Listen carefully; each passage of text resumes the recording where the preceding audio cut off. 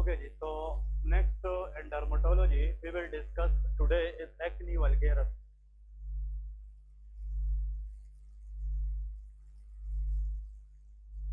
Acne vulgaris, simple लोग इसको acne भी कहते हैं, ठीक है। बहुत कॉमन डर्मेटोलॉजिकल प्रॉब्लम है, लेकिन a chronic skin lesion, a chronic skin lesion characterized by characterized by papule papule pimple pimple usually in adolescent age that is known as a acne vulgaris. Actually जो acne वल्गेरस है इसमें pimples या पिप्यूल्स बनती है, ठीक है, लेकिन एडोलेसेंट एज के अंदर ज्यादा होता है। आप लोगों ने देखा होगा कि when some people reach to puberty, जब वो प्यूबर्टी में पहुंच जाते हैं तो उसकी फेस के ऊपर दाने नजर आ जाते हैं, ठीक है, और हम कहते हैं get is a sign of puberty. इन दानों को जो पिंपल या पिप्यूल की शक्ल में होते हैं इसको हम एक्नी वल्गेरस कहते हैं। एक्नी वल्गेरस में लगे कि ये किन एरिया को मेनली अफेक्ट करती है? It mainly affecting the face,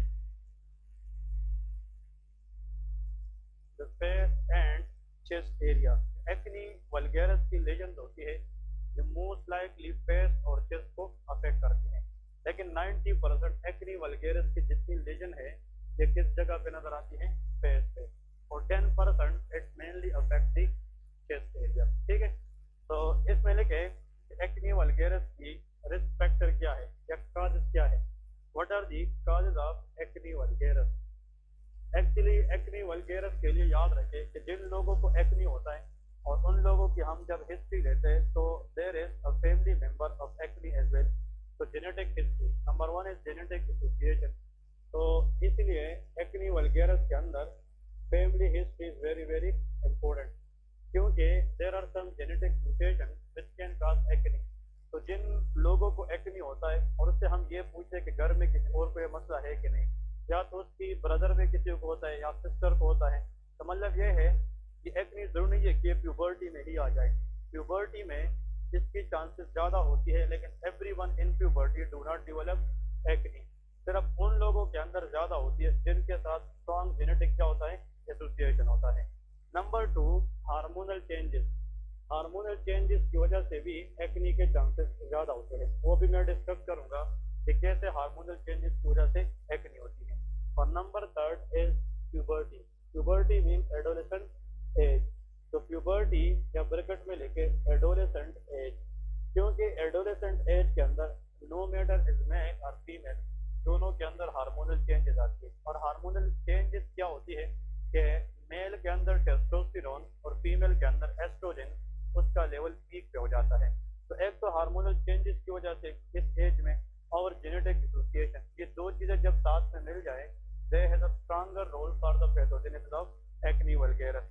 अब इसके लिए पैथोजेनेसिस किस तरह है कि एक्नी वल्गेरस होती किस तरह है? What is the pathogenesis? तो डर्मेटोलॉजी के पॉइंट ऑफ व्यू से याद रखें there are 4 things which is required for the pathogenesis of acne vulgaris. यहाँ पे लेके the 4 pillars are required for the pathogenesis of this condition, ठीक है, of this condition। मैं यहाँ पे पहले इसकी हेडिंग्स लिखता हूँ फिर इसको डिस्कस करते हैं। First pillar that is known as increase sebum production. किस चीज की ज्यादा production? Sebum. Increase sebum production. Actually sebum is a oily and sticky secretion that is release by sebaceous gland. ये कहाँ से आती है? Sebaceous gland. तो एक्नी के लिए सबसे पहले मस्ट ये है कि सीबम प्रोडक्शन क्या होगी? ज्यादा होगी, because of excessive stimulation of sebaceous gland. Sebaceous gland की प्रोडक्शन स्टिमुलेशन से sebum production. Number 2, plug hair follicle. इसके अंदर प्लग्ड हेयर फॉलिकल। एक्चुअली जो हेयर फॉलिकल है it is blocked by increase sebum production. कहते हैं जब सीबम की प्रोडक्शन ज्यादा हो जाती है तो वो हेयर फॉलिकल को ब्लॉक कर देती है, उसको हम कहते हैं plugged hair follicle. Number 2। Number 3 देखे इन्फेक्शन। एक्ने के अंदर जब सीबम की प्रोडक्शन ज्यादा हो जाए और वो हेयर फॉलिकल को प्लग करे, ब्लॉक करे, तो सीबम फिर बाहर नहीं आएगी लेकिन वहां पे रिटेन होगी, और उस रिटेन सीबम के ऊपर क्या हो सकता है, infection. And the bacteria which can cause infection in the acne is called propionibacterium acne. ये वर्ड याद रखें, propionibacterium acne. This is gram positive bacteria which can cause infection in acne vulgaris. ठीक है। और आखिर में last but not the least increase keratin production. किस चीज की प्रोडक्शन बढ़ जाती है, केराटिन की। So that is what are the 4 things which is really required for the what answer is acne vulgaris pathogenesis। मैं अभी आप लोगों को ये डायग्रामेटिकली प्रूव करूंगा कि 4 चीजें एक्ने कैसे कराती है। लेकिन जब भी एग्जाम में आ जाए एक्ने वल्गैरिस के चांसेस तब होंगे जब किस चीज की प्रोडक्शन ज्यादा हो, sebum. Sebum is a oily sticky secretion produced by sebaceous gland। ये कहाँ से आती है, sebaceous gland। फिर plug hair follicle, sebum production की वजह से हेयर फॉलिकल ब्लॉक हो जाती है, जिसको कहते हैं प्लग हेयर फॉलिकल। जब हेयर फॉलिकल ब्लॉक हो जाए तो फिर डर्मिस से सीबम वापस हो नहीं आएगी, क्योंकि सीबेशियस ग्लैंड ये डर्मिस में है कि एपिडर्मिस, ये डर्मिस में है। तो अगर सीबम बाहर ना आए तो उसकी रिटेंशन होगी, और रिटेन सीबम के ऊपर क्या होगी, इन्फेक्शन। और इस इन्फेक्शन के अंदर किस चीज की प्रोडक्शन ज्यादा होगी, केराटिन। और इन सब की वजह से फेस के ऊपर पिंपल या पेप्यूल नजर आएगी, जिसको हम फिर क्या कहेंगे, एक्ने वल्गैरिस कहेंगे। अब इसकी एक डायग्राम में ड्रा करूंगा और उस डायग्राम के जरिए इसको हम हल करने की कोशिश करेंगे। आप लोगों को अब ये आसान हो जाएगा। देखें actually in the diagram you people should focus. देखिए इस पर एक डायग्राम ड्रा करें। This is epidermis, this is the outermost layer of the skin. ठीक है, दिस इज एपिडर्मिस। फिर एपिडर्मिस के बाद यहाँ पे लिखे दिस इज डर्मिस। ये क्या है, dermis, which is the layer below epidermis. अब हमने डर्मेटोलॉजी के पहले लेक्चर में यह बात की थी कि जितने भी स्वेट ग्लैंड है, सेबेशियस ग्लैंड है, वो सारे के सारे कहाँ पे होते हैं, डर्मिस में होते हैं। अब देखिए यहाँ पे, और जो हेयर फॉलिकल है, ये हेयर फॉलिकल है जिसको हम हेयर रूट भी कहते हैं। क्या कहते हैं, हेयर रूट। जो हेयर हमें स्किन के ऊपर नजर आते हैं, ये तो नजर हमें एपिडर्मिस पे आते हैं, लेकिन इसकी रूट कहाँ पे होते हैं, डर्मिस में होते हैं। तो दिस इज हेयर फॉलिकल और हेयर रूट, और ये फिर इस तरह ऊपर जाके एपिडर्मिस के जरिए स्किन के ऊपर जाता है। लेकिन जो हेयर हमें स्किन पे नजर आते हैं, इसकी रूट कहाँ पे होते हैं, डर्मिस में होते हैं। अब इस हेयर फॉलिकल के इर्द गिर्द यहाँ पे सेबेशियस ग्लैंड होते हैं। क्या होते हैं, सेबेशियस ग्लैंड। और इन सेबेशियस ग्लैंड का काम ये है किस चीज की प्रोडक्शन करना, सीबम की प्रोडक्शन करना। क्लियर है। अब यहाँ पे हमारी स्किन के ऊपर जो स्टिकी या ऑयली सिक्रीशन है सीबम, ये डर्मिस में सेबेशियस ग्लैंड से प्रोड्यूस होती है, और फिर इस हेयर फॉलिकल के जरिए इसके साथ साथ स्किन के थ्रू बाहर एपिडर्मिस पे नजर आती है। तो स्टिकीनेस या oiliness of the skin surface, that is because of sebum production, but sebum is come out through the skin from dermis along with hair follicle. Clear है कि नहीं। अब आप लोग खुद सोचे, अगर किसी हार्मोन की वजह से किस ग्लैंड की स्टिमुलेशन बढ़ जाए, सेबेशियस ग्लैंड, तो what will happen to sebum production, increase. जब सीबम प्रोडक्शन बढ़ जाती है, इधर फोकस करें, सीबम प्रोडक्शन बढ़ जाती है तो सीबम इज स्टिकी या it is watery, it is sticky, ये ऑयली है, और ऑयली चीज एक जगह पे स्टिक हो जाती है। जब सीबम यहाँ पे ज्यादा स्टिक हो जाए तो फिर ये हेयर फॉलिकल को ब्लॉक करेगा। तो यहाँ से जो सीबम ने बाहर जाना था अब वो जा सकेगा, नहीं जाएगा। तो सीबम विल बी रिटेन, और रिटेन सीबम के ऊपर इस बैक्टीरिया की इन्फेक्शन होगी। यहाँ पे इन्फेक्शन के दौरान इन्फ्लेमेशन होगी क्या, नहीं। और इन्फ्लेमेशन का एक साइन है रेडनेस। क्या है, रेडनेस। तो हमें फिर फेस के ऊपर वो रेड पिंपल या पिप्यूल नजर आते हैं, जिसको हम क्या कहते हैं, एक्ने वल्गैरिस कहते हैं। तो एक्ने वल्गैरिस के लिए इनिशियल जो सबसे मेन पॉइंट है वो किस ग्लैंड की एक्सेस स्टिमुलेशन है, सेबेशियस ग्लैंड, ताकि वो क्या प्रोड्यूस करे, सीबम प्रोड्यूस। अब आप लोग कहोगे कि इसकी स्टिमुलेशन कैसे होती है, excess sebum production because of extra stimulation of sebaceous gland, and that is mainly due to hormone. ये किस वजह से होती है, हार्मोन की वजह से। अब कैसे, अगर हम मेल की बात करें तो प्यूबर्टी के अंदर मेजॉरिटी या जो पीक पे हार्मोन होता है दैट इज कॉल्ड टेस्टोस्टेरोन। वो क्या है, टेस्टोस्टेरोन। और अगर हम फीमेल की बात करें तो प्यूबर्टी के अंदर the peak hormone that is called off oestrogen. तो अब देखें एक्चुअली अगर 100 लोग हैं और 100 मेल है और वो सारे के सारे प्यूबर्टी में पहुंच जाए तो जरूरी नहीं है कि 100/100 लोगों में क्या हो, एक्ने हो। उन लोगों में एक्ने होता है जिसकी टेस्टोस्टेरोन सेंसिटिविटी क्या होती है, ज्यादा, बिकॉज ऑफ जेनेटिक प्रॉब्लम। अगर जेनेटिक एसोसिएशन की वजह से testosterone sensitivity is very high, it will stimulate more sebaceous gland that will produce extra sebum, और वो सीबम जाकर हेयर फॉलिकल को ब्लॉक करेगी और वो बाहर सीबम को जाने नहीं देगी, उसके ऊपर इन्फेक्शन होगी जिसकी वजह से क्या हो सकती है, एक्ने हो सकती है।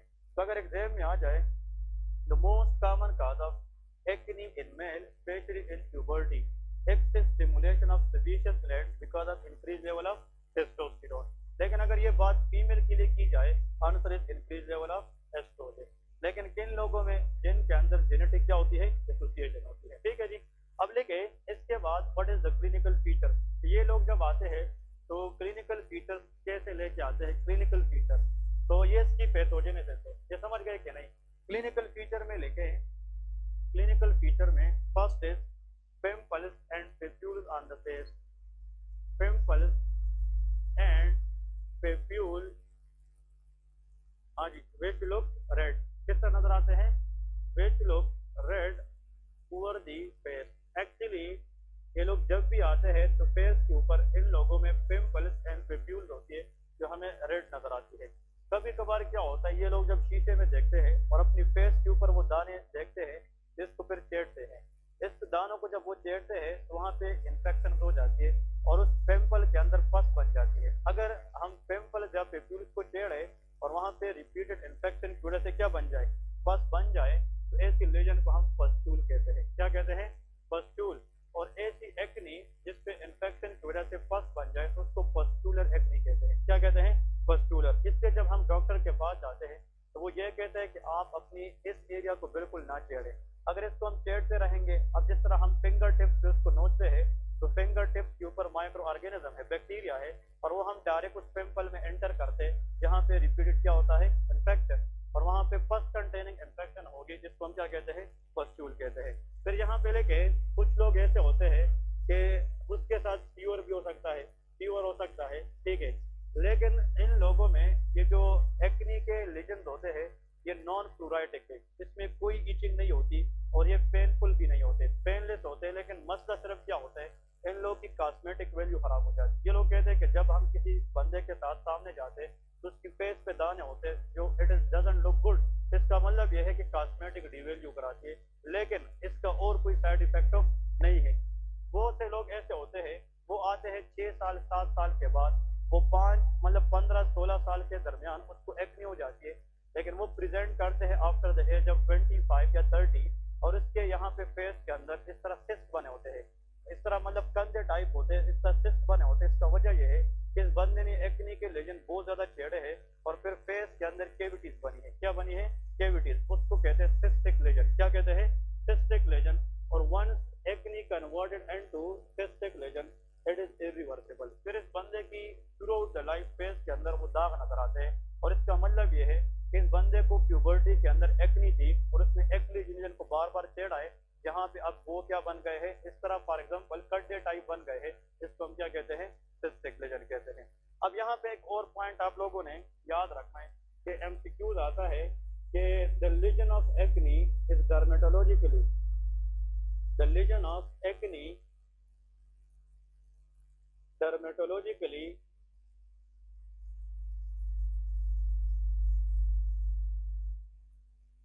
referred as anyone। जो लीजन हमें नजर आती है प्यूबर्टी के अंदर, जो रेड पिंपल या पेप्यूल होती है, उसको हम डर्मेटोलॉजिकल एक नाम देते हैं विच इज कॉल्ड कोमिडोन। इसको हम क्या कहते हैं, कोमिडोन। ये भी एग्जाम में आता है, ठीक है। If the question come what is the hallmark of acne vulgaris on the face, answer will be comedone. Comedone is nothing but this is the lesion which look red and that is pimple और papule. जो pimple या papule हमारे पास red नजर आते हैं face के ऊपर due to excess sebum production, इसको डर्मेटोलॉजिकल हम क्या नाम देते हैं, कोमिडोन का नाम देते हैं। तो ये बात तय हो गई कि कोमिडोन का वर्ड जब भी आ जाए the examiner will be talking about acne vulgaris, ठीक है। अब यहाँ पे दो चीजें आप लोगों को मैं फिर से लिखवाना चाहता हूँ जो कोमिडोन है, कोमिडोन, इसके फिर दो टाइप थे। एक को हम कहते हैं वाइट हेड कोमिडोन, वाइट हेड कोमिडोन, और एक को हम कहते हैं ब्लैक हेड कोमिडोन। ये भी याद रखें, white head comedone and black head comedone. हाँ जी, इसमें डिफरेंस कौन बता सकता है? White head comedone and black head comedone, इसमें हाँ जी, हाँ हम कहते हैं ना कि यार फेस में ब्लैक हेड है, ब्लैक हेड ब्लैक कोमिडोन होती है, ठीक है। ये ब्लैक हेड या व्हाइट हेड, ये आजकल बहुत सारे क्लिनिक्स होते हैं जो उसको रिमूव कर देते हैं। क्लियर है कि नहीं? अब देखिए इसमें कैसे आप लोग को पता चलेगा। यहाँ पे कौन सा ग्लैंड है? सेबेशियस ग्लैंड, जो हार्मोनल स्टिमुलेशन की वजह से एक्सेस क्या प्रोड्यूस करेगा? सीबम। अगर फोकस करें, अब अगर सीबम प्रोड्यूस ज्यादा हो जाए लेकिन वो टोटल हेयर फॉलिकल को प्लग ना करे, ब्लॉक ना करे, इसको कहते हैं partial blockage of hair follicle. अगर पार्शियल ये ब्लॉक हो जाए तो कुछ सीबम तो रिटेन होगा लेकिन कुछ सीबम बाहर जाएगा कि नहीं, और इस पार्शियल रिटेन सीबम के ऊपर क्या हो सकता है? इन्फेक्शन। अगर पार्शियल रिटेन सीबम के ऊपर इन्फेक्शन हो जाए तो उसको क्या हो जाएगा? एक्नी। या एक केस तो ये है, अगर ये इतना सीबम प्रोड्यूस हो जाए कि ये पूरे टोटल हेयर फॉलिकल को क्या करे? ब्लॉक करे, तो उस पर तो रिपीटेड इन्फेक्शन ज्यादा होंगे, ये भी क्या हो जाएगी? एक्नी हो जाएगी। यहाँ पे ये बात जिसने सीखी उसको ये कोमिडोन समझना आसान हो जाएगा। कहने का मतलब ये है कि normally when sebaceous gland produce sebum, it should be come out through the skin with hair follicle। लेकिन जब हार्मोनल स्टिमुलेशन बढ़ती है और सीबम प्रोडक्शन बढ़ती है तो फिर चांस ये है कि सीबम की रिटेंशन हो जाए और हेयर फॉलिकल ब्लॉक हो जाए। बात समझ गए कि नहीं?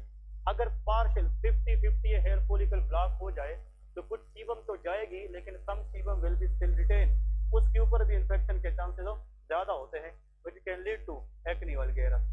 लेकिन कुछ लोगों में ये हेयर फॉलिकल कितना परसेंट ब्लॉक हो जाता है?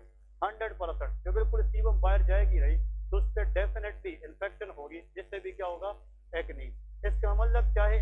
Retention of the sebum partial हो या टोटल हो, दोनों के अंदर एक्नी के चांसेस ज्यादा होते हैं। क्लियर है?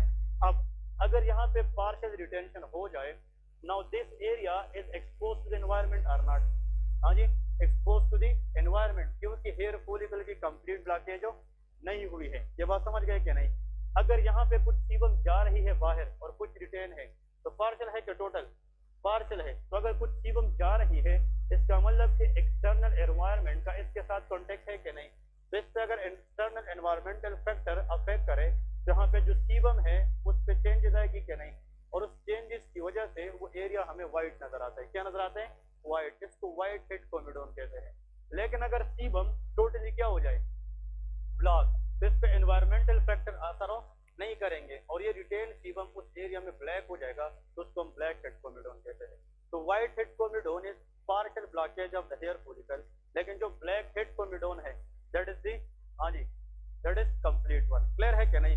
तो यहाँ पे आप लोगों ने याद रखना है कि एक मिनट उल्टा हो गया। यहाँ पे एनवायरमेंटल फैक्टर के अंदर रेडिएशन है, रेडिएशन के अंदर रेज है, और रेज जब भी सीबम को हिट करती है उसको ब्लैक बनाती है। क्या बनाती है? ब्लैक। ब्लैक कोमिडोन जो होता है वो ओपन कोमिडोन है, पार्शियल ब्लॉकेज। जो क्लोज कोमिडोन है उसको हम क्या कहते हैं? व्हाइट हेड कोमिडोन कहते हैं। यहाँ पे लिखे ये जो व्हाइट हेड कोमिडोन है ये हमारे पास क्या है? That is close comedone. ये क्या होता है? क्लोज। क्लोज का मतलब क्या है? ये कंप्लीट ब्लॉकेज है। ये क्या है? कंप्लीट ब्लॉकेज है। लेकिन यहाँ पे लिखे दैट इज ओपन कोमिडोन। ओपन का मतलब ये है इसमें पार्शियल ब्लॉकेज है।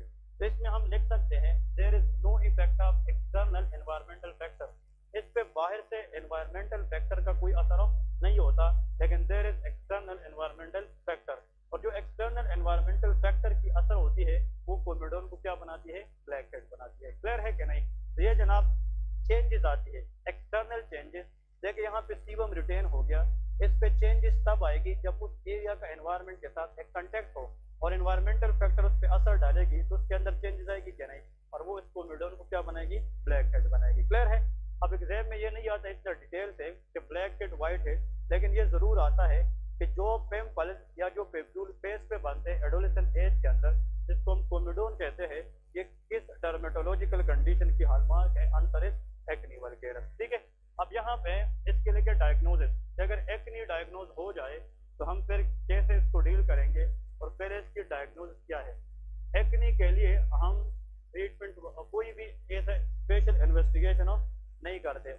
लिखा है it is a clinical diagnose. Pubertal age में whenever the patient come with red pimple are papule on the face think about acne. यहाँ पहले कि इसके लिए कोई खास इन्वेस्टिगेशन की जरूरत है नहीं है, that is a clinical diagnose. Clinical का मतलब just history and examination is enough for the diagnosis of acne. अब लेके ट्रीटमेंट, इसकी ट्रीटमेंट में हम क्या करेंगे? नंबर 1, सबसे पहली बात याद रखें रीएश्योरेंस। हम क्या करते हैं? Reassurance of the patient. Reassurance का मतलब ये है हम पेशेंट को नॉलेज देते हैं इस तरह ये होता है, लेकिन विद द एज ये खुद क्या हो जाएगा, ठीक हो जाएगा। क्योंकि प्यूबर्टी के अंदर एक्ने वल्गैरिस के जो पेशेंट आते हैं वो बहुत स्ट्रेसली होते हैं, वो बहुत ज्यादा स्ट्रेस में आते हैं और उन लोगों को ये सोच होती है कि अब क्या होगा, इसकी कॉस्मेटिक वैल्यू खराब हो जाएगी। तो हम इसको पहले रीएश्योर करते हैं, उसको काउंसिल करते हैं कि आपने इस दानों को छेड़ना नहीं है, आपने कोई इस पे अनवांटेड चीजें नहीं लगानी है, लेकिन विद द टाइम ये जो लीजन है ये खुद बहुत क्या हो जाएंगे, ठीक हो जाएंगे।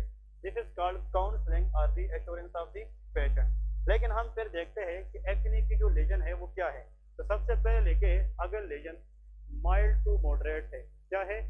माइल्ड टू मॉडरेट एक्ने है, मतलब ये है कि या एक फेस इन्वॉल्व है या दोनों फेस है लेकिन बहुत कम कम इस पे लीजन है, पूरा का पूरा फेस इन्वॉल्व नहीं है, तो इसको हम क्या कहते हैं?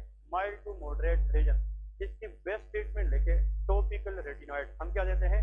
Topical retinoid. What is retinoid? That is vitamin A. Retinoid का मतलब क्या है? Vitamin A, and that should be topical. इसका मतलब क्रीम की शक्ल में, ऑइंटमेंट की शक्ल में हम विटामिन ए देते हैं ताकि हम पेशेंट को बताएं कि उस लीजन पे लगाया करें। नॉर्मल फेस, क्योंकि एक्ने वल्गैरिस के अंदर जो नॉर्मल स्किन की एपिथेलियम है वो डैमेज हो जाती है, और नॉर्मल स्किन की एपिथेलियम को रिपेयर करना ये किसका काम है? Vitamin A. Vitamin A help in the repairing of damage epithelium. तो जहाँ पे लीजन है उसको खत्म करके वहाँ की एपिथेलियम को रीजनरेट करना, that is the function of retinoid, which is vitamin ए। लेकिन ओरल फॉर्म में नहीं देंगे, किस फॉर्म में देंगे? टॉपिकल, कि उस लीजन पे लगाए। और एक्नी एड सोप देते हैं, कहते हैं एक्नी एड सोप, ये नाम आता है। एक्नी के लिए अलग साबुन इस्तेमाल होता है, मतलब आम साबुन जो हम घरों में यूज करते हैं ये बंदा वो यूज नहीं करेगा, क्योंकि उसमें केमिकल होती है और केमिकल से लीजन मजीद क्या हो सकती है? बढ़ सकती है। तो हम एक्नी एड सोप देते हैं ताकि उस पर वो फेस वॉश करे और उससे वो अपने हाथ या फेस को धोते रहे। तो सबसे पहले तो हमने ये याद रखना है और टॉपिकल रेटिनॉइड। इस टॉपिकल रेटिनॉइड का काम क्या है? कि लीजन को खत्म करना और वहाँ की डैमेज एपिथेलियम को दोबारा रिपेयर करना। लेकिन हमारे साथ सबसे बेस्ट जो हमने सोचना है, इसमें बैक्टीरिया इन्वॉल्व है कि नहीं, दैट इज प्रोपियोनियो बैक्टीरियम एक्नी। इसको खत्म करने के लिए हम टॉपिकल बेंजोइल पेरोक्साइड देते हैं, बेंजोइल पेरोक्साइड, ठीक है, ये भी याद रखें। तो इसमें याद रखें it is used to treat as P. acne, Propionibacterium acne infection. Actually, benzyl peroxide has an antibacterial activity. ये बैक्टीरिया के खिलाफ काम करती है और ये जो एक्नी लीजन के अंदर Propionibacterium acne है उस लीजन को क्या करेगी? डैमेज करेगी या खत्म करेगी। लेकिन अगर कोई पेशेंट आए एक्नी के अंदर और उसमें आप लोगों ने देखा कि इसके फेस के ऊपर दाने बहुत ज्यादा है, तो मॉडरेट टू सीवियर केस होता है। क्या होता है? Moderate to severe case, moderate to severe case. अब देखें मॉडरेट टू सीवियर केस के अंदर सबसे पहले तो आप लोगों ने लिखना है, इसको भी एक्नी एड सोप देंगे, टॉपिकल रेटिनॉइड देंगे। क्या देंगे? टॉपिकल रेटिनॉइड, ये विटामिन ए देंगे, ठीक है। नेक्स्ट हम देंगे टॉपिकल क्लेंडामाइसिन। क्या देते हैं? Clindamycin. Clindamycin is antibiotic which is very effective for the severe lesion of acne. Clindamycin ये भी एंटीबायोटिक है, ये भी बैक्टीरिया के खिलाफ काम कर सकती है। जिस तरह के क्लेंडा ए के नाम से क्रीम आता है, इसमें क्लेंडामाइसिन है और विटामिन ए है, जिसको हम रेटिनॉइड कहते हैं। ये नहीं है कि इसका अलग क्रीम देंगे, इसका अलग क्रीम देंगे। एक क्रीम होता है जिसमें दोनों की कॉम्बिनेशन होती है, इसको हम क्लेंडा ए क्रीम भी कहते हैं। अगर किसी ने लिखना है तो क्लेंडा ए के नाम से क्रीम आता है, ठीक है। तो क्लेंडा स्टैंड फॉर क्लेंडामाइसिन और ए स्टैंड फॉर रेटिनॉइड, तो ये दोनों हम कवर कराते हैं। फिर इसके बाद अगर इससे भी काम ना हो जाए, इसमें आखिर में लिखे if the patient do not show any response, अगर इन चीजों को पेशेंट रिस्पॉन्स ना करे, देन द लास्ट ऑप्शन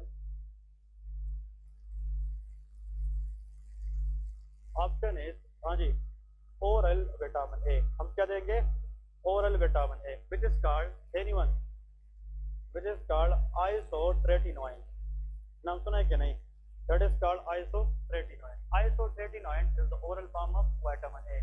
तो एक्चुअली माइल्ड टू मॉडरेट या मॉडरेट टू सीवियर केसेस के अंदर we will think about topical vitamin A, लेकिन रेजिस्टेंट केसेस के अंदर जहाँ पे टॉपिकल फेल टू वर्क, तो फिर लास्ट ऑप्शन ये है कि हम क्या देंगे, oral form of vitamin A which is called isotretinoin. ठीक है, अब यहाँ पे एक पॉइंट याद रखिए नोट में कि very good, isotretinoin is contraindicate in pregnancy. ठीक है, वेरी गुड, ये हमने ऑफ के अंदर डिस्कस भी किया था, बिकॉज इट इज टेराटोजेनिक, ये क्या है, टेराटोजेनिक, तो कंट्राइंडिकेट इन प्रेगनेंसी, इन प्रेगनेंसी। अभी रिसेंटली एनालिसिस स्टेप 1 में एक क्वेश्चन आया था, अगर वो मुझे डायरेक्ट मिल जाए कहीं से तो I will share in the group. Question में ये था कि अब पेशेंट या एक फीमेल थी, वो जनाब सिस्टिक एक्नी में मुब्तला थी और वो प्रेग्नेंट भी थी, उसने एक्नी के लिए कुछ टैबलेट्स ली थी और बाद में उसके बच्चे में लिम्ब एब्नॉर्मेलिटी और कार्डियक डिफेक्ट थे, तो which one of the following drug is responsible, isotretinoin. तो सिस्टिक एक्नी या सीवियर एक्नी जब भी आ जाए और प्रेगनेंसी की केस हो और उसके आने वाले बच्चे पे कंजेनिटल हार्ट डिफेक्ट आ जाए या लिम्ब डिफेक्ट आ जाए, तो उसकी मदर ने एक्नी के लिए प्रेगनेंसी में क्या यूज किया होगा, आइसोट्रेटिनोइन यूज किया होगा।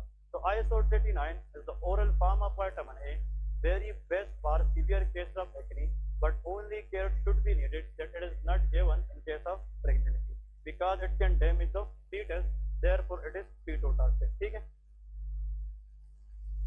क्या डिहाइड्रेटेड,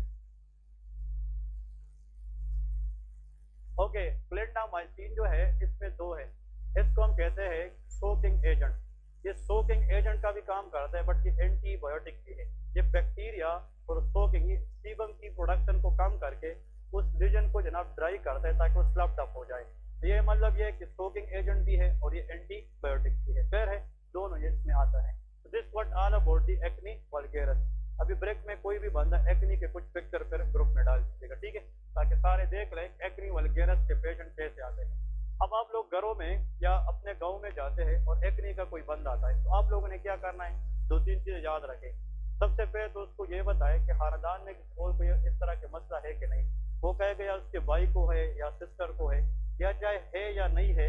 इसके बाद आपने डॉक्टर इसको ये बताना है कि आपने इन दानों को छेड़ना नहीं है, ये रिजॉल्व हो जाती है कुछ सालों के बाद, कुछ महीनों के बाद नहीं। Acne vulgaris it is resolve spontaneously after years, जितना उसकी एज बढ़ती जाएगी एक्नी वल्गैरिस के चांसेस क्या होती जाएगी, कम होती जाएगी। एक पॉइंट आपने ये बताना है।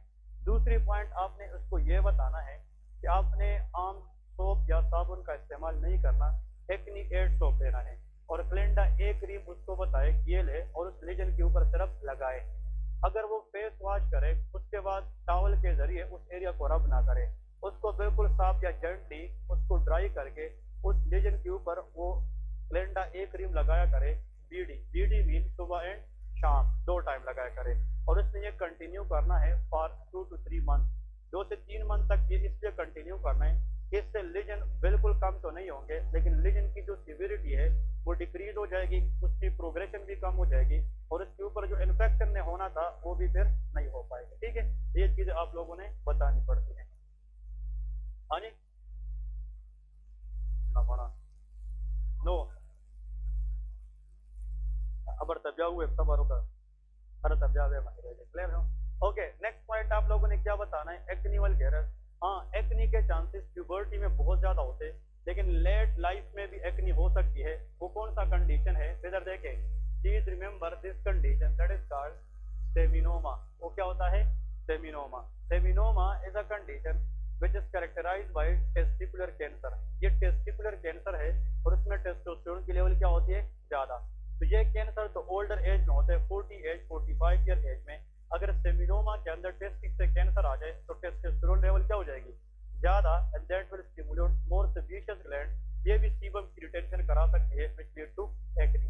प्यूबर्टी के अंदर जो एक्नी है दैट इज फिजियोलॉजिकल, लेकिन लेट लाइफ में 40-45 के अंदर एक्नी जो है दैट शुड बी पैथोलॉजिकल। ठीक है जी, अब लिखे auto immune disorder of skin. Auto immune disorder of skin, ये इंपॉर्टेंट है, ठीक है। Auto immune disorder of skin. पहले तो आप लोगों ने ये ट्रिक याद रखना है कि ऑटो इम्यून डिसऑर्डर का मतलब क्या है। कभी कभार हमारा अपना इम्यून सिस्टम एबनॉर्मल एंटीबॉडीज बनाता है और नॉर्मल टिश्यू को डैमेज कर देता है। ऐसी ग्रुप ऑफ डिजीजेस जिसमें अपना इम्यून सिस्टम एंटीबॉडी रिलीज करके स्किन को डैमेज करें, इसको auto immune disorder of skin कहते हैं। इसमें दो कंडीशन है। इसमें तो पहले के group of disorder, a group of disorder in which own immune system produce abnormal antibody to damage normal tissue. मतलब टिश्यूज में ऑर्गन भी हो सकता है, स्किन भी हो सकता है। मतलब ऐसे ग्रुप ऑफ डिसऑर्डर जिसमें बॉडी की अपनी immune system abnormal antibodies release करके नॉर्मल टिश्यू को क्या करें, डैमेज करें, इसको हम क्या कहते हैं, ऑटो इम्यून डिसऑर्डर कहते हैं। अब यहाँ पे जो ऑटो इम्यून डिसऑर्डर है इसकी एक टेबल बनाएंगे, दैट इज वेरी इंपॉर्टेंट। यहाँ पे लेके variable auto immune disorder of skin के अंदर बुक वालों ने दो मेंशन की है। एक साइड पे लेके बुल्लस पेम्पिगॉइड, एक डिजीज को हम क्या कहते हैं, बुल्लस पेम्पिगॉइड, ठीक है। This is one of the auto immune disorder of the skin, that is bullous pemphigoid. और एक इसके साथ लेके पेम्पिगस वल्गेरस, एक क्या होता है, पेम्पिगस वल्गेरस। फिर मैं आप लोगों को रिपीट करता चलूं कि डर्मेटोलॉजी एग्जाम के अंदर इनमें से एक क्वेश्चन जरूर होता है कि बुल्लस पेम्पिगॉइड या पेम्पिगस वल्गेरस, इसकी डिफरेंसेस क्या है और इसकी नेचर क्या है। पहले तो सबको ये पता चल गया है कि दोनों ऑटो इम्यून डिसऑर्डर है, दोनों के अंदर इन्फेक्शन कहीं और होगी, लेकिन इम्यून सिस्टम एबनॉर्मल क्या बनाएगी, एंटीबॉडीज, और वो जाकर स्किन को डैमेज करेगी। लेकिन सबसे इम्पोर्टेंट एमसीक्यूज इसका जो है बुल्लस पेम्पिगॉइड, इसमें लेके ऑटो एंटीबॉडीज, इसमें एबनॉर्मल एंटीबॉडीज दोनों में बनेगी कि नहीं। अब एग्जाम में अगर आ जाए कि which type of auto antibodies are present in bullous pemphigoid, that is called anti, हाँ जी, हीमीडेस्मोसोम एंटीबॉडी। कौन सी, hemidesmosome antibody. Desmosome is a molecule which maintain skin texture, skin की इंटेग्रिटी या टेक्सचर जो है या इसकी शेप मेंटेन करना, यह हो हीमीडेस्मोसोम का काम है। तो जो बुल्लस पेम्पिगॉइड है इसके अंदर जो एबनॉर्मल एंटीबॉडीज बनती है और स्किन को डैमेज करती है, उसका नाम है एंटी हीमीडेस्मोसोम। क्लियर है कि नहीं। अब यहाँ पे आते हैं पेम्पिगस वल्गेरस, इसके अंदर जो एंटीबॉडीज बनती है दैट इज एंटी डिस्मोग्लिन, इसको क्या कहते हैं, एंटी डिस्मोग्लिन। निकोल्स की साइन याद है कि नहीं, इसके अंदर मैंने आप लोगों को बताया था। अब देखें बहुत इंपॉर्टेंट पॉइंट है कि स्किन के तीन लेयर है, एपिडर्मिस, डर्मिस एंड हाइपोडर्मिस। हमारी जो बाहर वाली लेयर है स्किन की, इसमें जो मोस्ट एबंडेंट सेल है दैट इज केराटिनोसाइट। क्या है, केराटिनोसाइट। केराटिनोसाइट के दरमियान बॉन्ड क्रिएट करना ये डिस्मोग्लिन का काम है। यहाँ पे लेके डिस्मोग्लिन का काम क्या है, help in attachment of, help in attachment of keratinocyte. ये केराटिनोसाइट को अटैच रखने में हेल्प करती है। और हमारी एपिडर्मिस अगर मजबूत है तो वो किस सेल की वजह से है, केराटिनोसाइट की वजह से। तो दो बात याद रखें, हमारी स्किन का बाहर वाला लेयर एपिडर्मिस है, एपिडर्मिस की स्ट्रेंथ डिपेंड करती है नंबर ऑफ केराटिनोसाइट, और केराटिनोसाइट की जो अटैचमेंट है वो डिपेंड किस पे करती है, डिस्मोग्लिन। तो अगर इस डिस्मोग्लिन के खिलाफ एबनॉर्मल एंटीबॉडीज प्रोड्यूस हो जाए तो फिर केराटिनोसाइट की अटैचमेंट खराब होगी कि नहीं, तो उससे स्किन प्रॉब्लम होगी। ऐसे डिजीज को हम क्या कहते हैं, पेम्पिगस वल्गेरस कहते हैं। तो यार इसमें ये जो दो पॉइंट है ना, ये एमसीक्यूज के लिए बहुत जाने जाते हैं। पहले तो ये पता होना चाहिए कि what is the real problem and bullous pemphigoid anti hemidesmosome antibody, but the main problem and pemphigus vulgaris that is anti desmoglein antibody. Clear है। अब नेक्स्ट देखें कि एज अफेक्टेड, कि कौन से एज के अंदर ये ज्यादा है। अब इधर प्लीज देखें, एक्चुअली उन लोगों के अंदर ये जो बुल्लस पेम्पिगॉइड है that usually affect the people after age of 50 years, मतलब 50 साल के बाद, इसका मतलब ओल्डर एजेस। जो पेम्पिगस बुल्लस पेम्पिगॉइड है it affect mainly older ages, ये ओल्डर एज के अंदर कॉमन है और ये लेके 20 से लेके 40 साल के दरमियान, कहाँ पे 20 से लेके 40, इसका मतलब ये है pemphigus vulgaris that affect middle age people, ये किसमें है मिडिल एज पीपल में। नेक्स्ट पॉइंट इसमें लेके अनदर वेरी इंपॉर्टेंट, इसमें लेके बुल्लास, इसमें जो बुल्लास है इसकी स्टेटस क्या है, व्हाट इज बुल्लास, शाबाश for student, what is bullous, okay हाँ, सेकंड डिग्री बर्न में जो लीजन बन जो उसको बुल्लास कहते हैं। बुल्लास का मतलब क्या है, bullous is nothing, it is a fluid filled lesion which is more than 1 centimetre in size, तो 1 सेंटीमीटर से ज्यादा साइज में अगर फ्लूइड फिल्ड लीजन बन जाए स्किन के ऊपर तो उसको क्या कहते हैं बुल्लास कहते हैं। अब यहाँ पे भी बुल्लास बनेगी, यहाँ पे भी बुल्लास बनेगी, लेकिन डिफरेंस ये है यहाँ पे लेके इंटैक्ट बुल्लास, यहाँ पे क्या बनेगी इंटैक्ट बुल्लास, लेकिन यहाँ पे लेके यहाँ पे इट इजीली रप्चर, यहाँ पे क्या हो जाती है इजीली रप्चर। अब आप लोग मुझे ये बताएं व्हाट इज द डिफरेंस, यहाँ पे जो बुल्लास है आपने अभी गूगल से इसके पिक्चर भी निकालने हैं, बुल्लस पेम्पिगॉइड, इसकी बुल्लास इतने बड़े बड़े होते हैं, यहाँ पे आर्म पेट में बनते हैं, आर्म में बनते हैं, तो उस बुल्लास को अगर आप टच करें तो स्किन के साथ स्टिक होते हैं, बहुत हार्डली स्टिक होते हैं, तो उसको रप्चर करना आसान नहीं होता। लेकिन इसमें जो फ्लूइड फिल्ड कैविटीज है ये आसानी से रप्चर हो जाती है, और अगर वो बुल्ला रप्चर हो जाए तो उसमें जो फ्लूइड है वो दूसरे स्किन पे जा सकती है कि नहीं, और वहां पे क्या बना सकती है बुल्लास बना सकती है। तो the bullous in pemphigus vulgaris is dangerous but here bullous pemphigoid is non dangerous. Clear है कि इंटैक्ट बुल्ला होता है। नेक्स्ट देखिए another very important mucosal involvement, mucosal involvement, देखिए स्किन इन्वॉल्वमेंट तो दोनों में है क्योंकि दोनों ऑटो इम्यून डिसऑर्डर है, दोनों के अंदर बुल्लास बनेगी, फ्लूइड फिल्ड लीजन बनेगी, लेकिन जो बुल्लस पेम्पिगॉइड है इसमें हमारे म्यूकोजल इन्वॉल्वमेंट तो नहीं होती, लेकिन पेम्पिगस वल्गैरस में क्या होती है स्किन के साथ साथ म्यूकोजल इन्वॉल्वमेंट होती है। कैसे, oral mucosa which can cause oral ulcer, इसमें क्या होती है ओरल अल्सर। तो आप लोगों को अब ये पॉइंट आना चाहिए कि ऐसा ऑटो इम्यून डिजीज जो 30 ईयर ओल्ड बंदे में आ जाए characterised by bulla which is easily rupture, in an examination there is oral ulcer in the patient, think about pemphigus vulgaris. तो पेम्पिगस वल्गैरस के अंदर स्किन के साथ साथ ओरल अल्सर भी होती है और अदर सिस्टेमिक साइन भी होती है। यहाँ पे देखिए सिस्टेमिक इन्वॉल्वमेंट, सिस्टेमिक इन्वॉल्वमेंट का मतलब ये है कि अगर किसी को स्किन का मसला है और इसके साथ साथ नोजिया है, फीवर है, वोमिटिंग है, इसका मतलब जीआरडी का मसला है ना, इसका मतलब ये है जो पेम्पिगस बुल्लस पेम्पिगॉइड है इसमें सिस्टेमिक सिम्टम नहीं होते but systemic involvement is commonly seen in pemphigus vulgaris. Clear है। अब नेक्स्ट पॉइंट लेके 6 नंबर निकोल्स की साइन, कौन सी साइन निकोल्स की साइन, तब बस और स्टूडेंट कौन बता सकता है तो व्हाट इज निकोल्स की साइन, हाँ जी नहीं अब बता सकती है निकोल्स की साइन, हाँ हमाद यार ये तो हमने पढ़ा है, मैं बार बार कहता हूँ कि देखा करें। आप लोग कब से बैठे हैं, जिस तरह लड़की 8 से बैठे तो आप लोगों में क्या फर्क रहता है, पढ़ते रहे। व्हाट इज निकोल्स की साइन, आप लोग के ज़हन में है कि रमजान है बस नहीं पढ़ना है, हाँ व्हाट इज निकोल्स की sign, what is the outermost layer of the skin, epidermis, और epidermis is strongly attached by keratinocyte. अगर ये केराटिनोसाइट लूज हो जाए तो एपिडर्मिस लूज हो जाएगा। उस बंदे के अगर हम स्किन पे जेंटल रब करें और उसका आसानी से एपिडर्मिस उतर जाए तो उसको हम निकोल्स की साइन कहते हैं। तो अगर एक पेशेंट आए क्लिनिक के अंदर और उसमें स्किन की कोई लीजन हो और डॉक्टर उस स्किन पे थोड़ा सा इस तरह रब करे और इससे उसका स्किन आसानी से उतर जाता है, ऐसे साइन को हम क्या कहते हैं निकोल्स की साइन।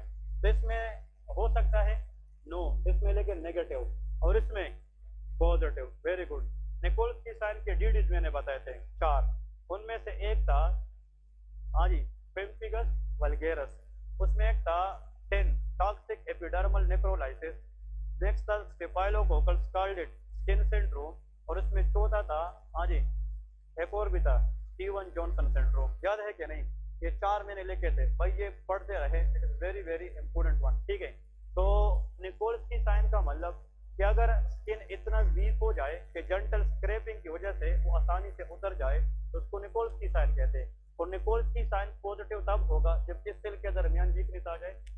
केराटिनोसाइट। इस केराटिनोसाइट की अटैचमेंट कौन करता है? डिस्मोग्लिन। और इस कंडीशन में डिस्मोग्लिन के खिलाफ एब्नॉर्मेलिटी है, तो इन लोगों में निकोल्स की साइज पॉजिटिव होता है और इनमें क्या होता है? नेगेटिव होता है। ठीक है, अब इसमें लिखे investigation of choice. Investigation of choice, IOC stand for investigation of choice. यहाँ पे लिखे बायोप्सी। इसमें क्या करते हैं?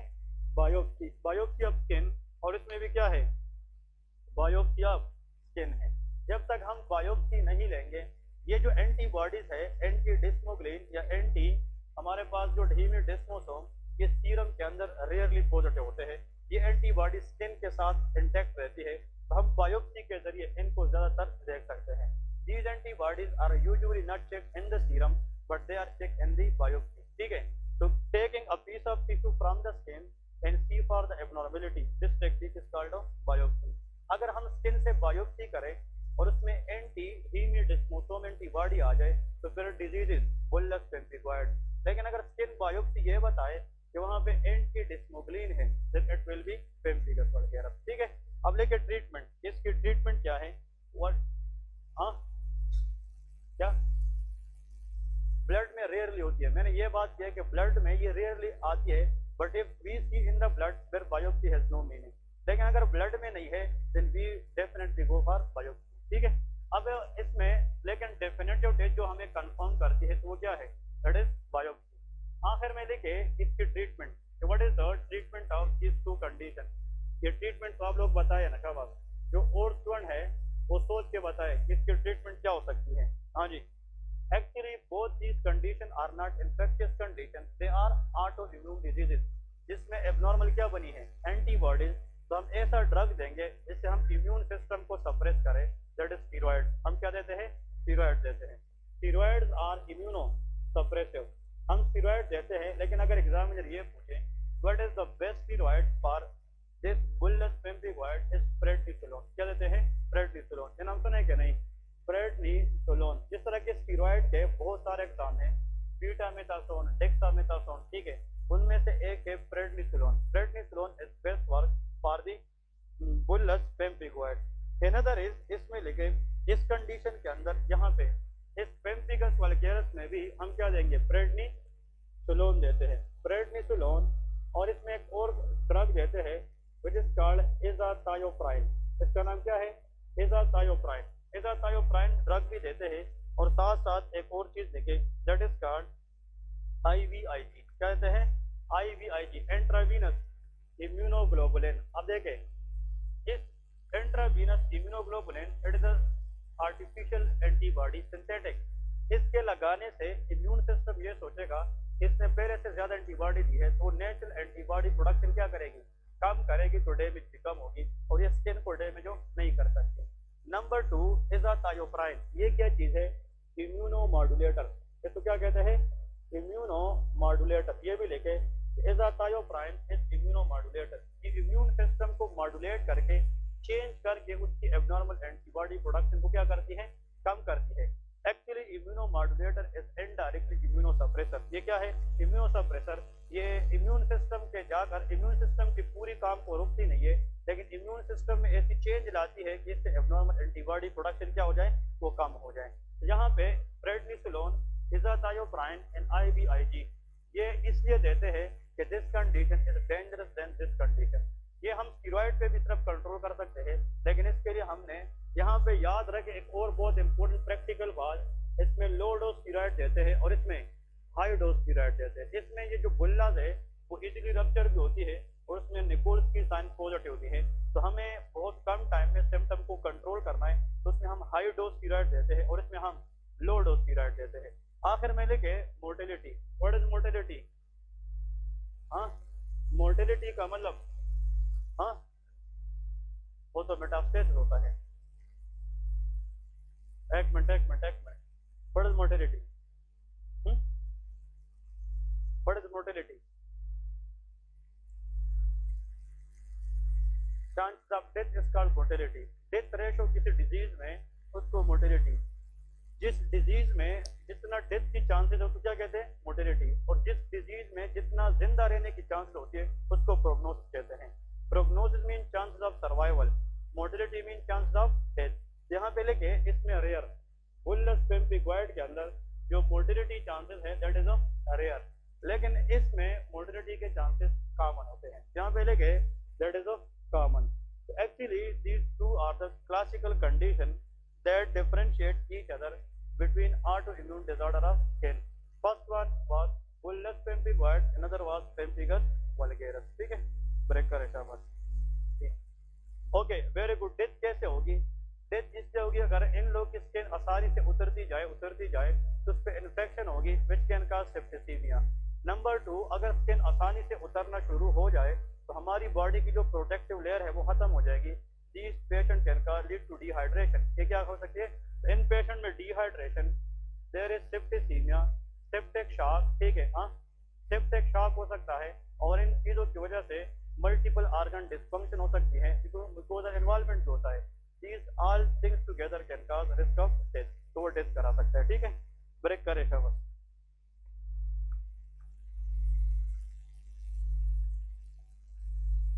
एक्ने के आप ऐड करें और ये बुलस पेम्पिक्वाइड और पेम्पिकस वल्गेरिस की